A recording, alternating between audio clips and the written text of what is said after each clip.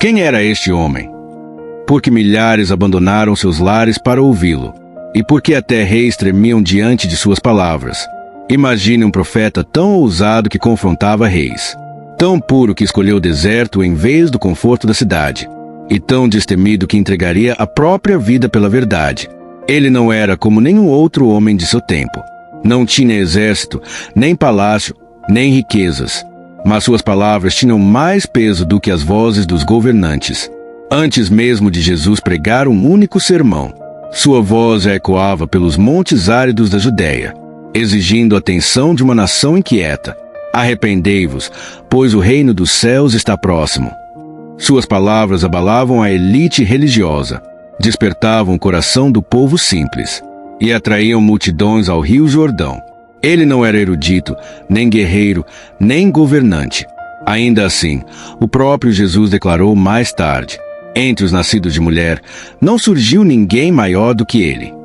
Seu nome era João, um homem escolhido antes mesmo de nascer, cheio do Espírito Santo desde o ventre, e separado para uma única missão: preparar o caminho do Senhor.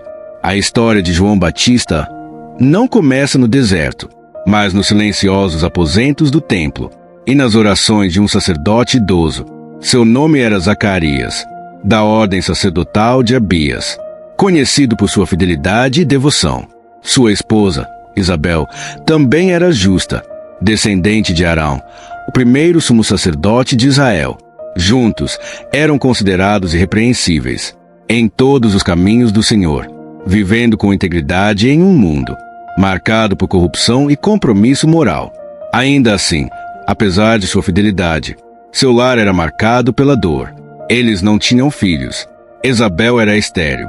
E, quando os encontramos no Evangelho, ambos eram avançados em idade, além do tempo de gerar filhos.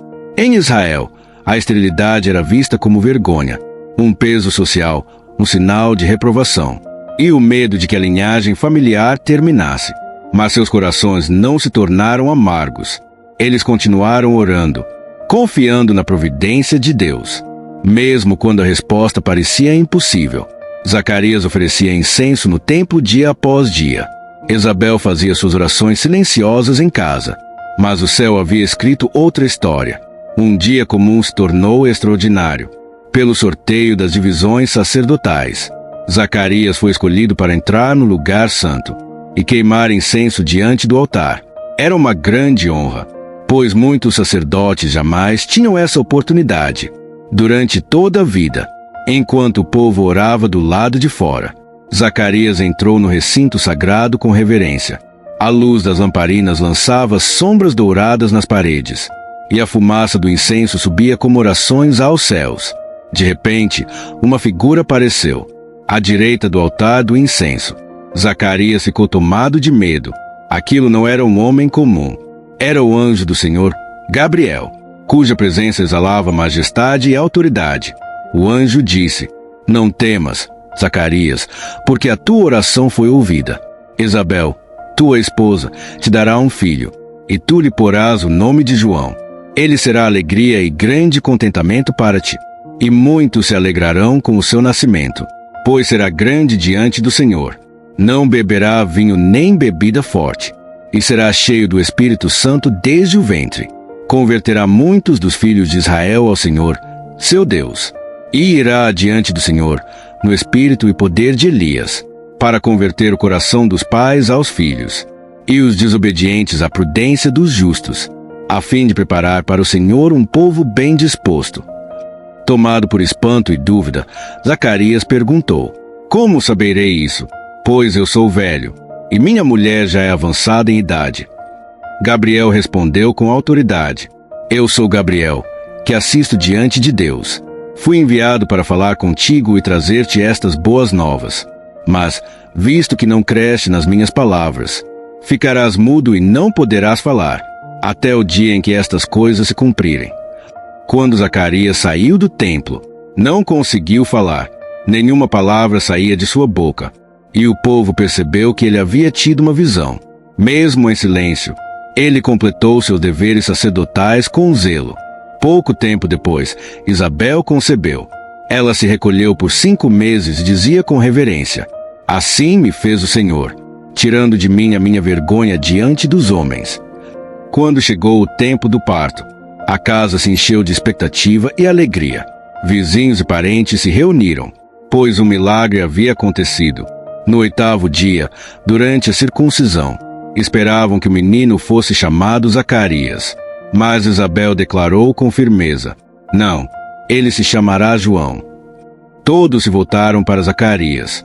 Ele pediu uma tabuinha e escreveu: o seu nome é João. Naquele instante, sua língua foi solta. Suas primeiras palavras foram louvores a Deus.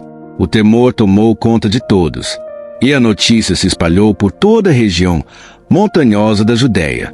As pessoas perguntavam: que virá a ser este menino? Pois a mão do Senhor estava com ele. Zacarias, cheio do Espírito Santo, profetizou: e tu, menino, serás chamado profeta do Altíssimo, pois irás adiante do Senhor para preparar os seus caminhos, para dar ao seu povo conhecimento da salvação, na remissão dos seus pecados, pela misericórdia do nosso Deus, pela qual o sol nascente nos visitará do alto, para iluminar os que estão nas trevas e na sombra da morte, e guiar nossos pés pelo caminho da paz. O menino cresceu e se fortaleceu em espírito. Não viveu nos palácios de Jerusalém, nem estudou entre rabinos. Retirou-se para o deserto, vestindo-se de pelos de camelo, alimentando-se de gafanhotos e mel silvestre. E então sua voz ecoou: arrependei-vos, pois o reino do céu chegou. Ele batizava no Jordão, apontando para aquele que viria depois dele: eis o Cordeiro de Deus. João diminuiu para que Cristo crescesse. Confrontou reis, não negociou a verdade e pagou com a própria vida. Mas sua missão foi cumprida. Seu legado permanece. Uma voz que ainda clama: preparem o caminho do Senhor.